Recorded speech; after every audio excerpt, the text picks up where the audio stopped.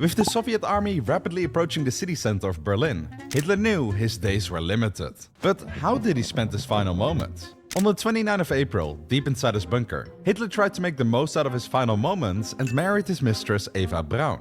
Yeah, and Ava Braun wasn't even supposed to be there. Hitler had ordered her to go to the Bavarian Alps to be in his chalet, while the Soviet army closed in on Berlin because he wanted to keep her away and safe. Followed by that, they had a wedding breakfast. But reportedly, the atmosphere was so dire and bleak that many bunker personnel couldn't bear it and left early. The following day, with Soviet troops in audible distance, Hitler knew it was over. Surrendering or escaping wasn't an option, as shown by the fate of his ally Mussolini. He knew Yeah, Benito Mussolini tried to escape, and on the road he was captured by the Italian forces, and they strung him up by his toes at a train station, and everyone beat his corpse.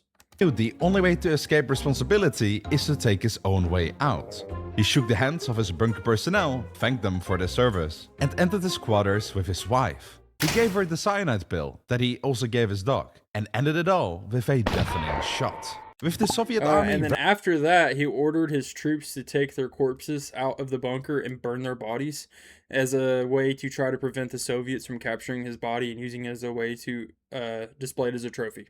But the Soviets were so close to the bunker, but they were already so close that the soldiers rushed the job. And when the Soviets showed up, his corpse was only in like a half dug trench and it was only partly burnt.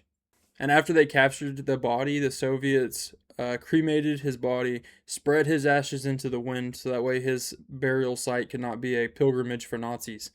And then they kept a piece of his jawbone, and it's still in Moscow today. And they have done tests on it and verified that it is, in fact, Hitler's jawbone, which proves that he did die in the bunker.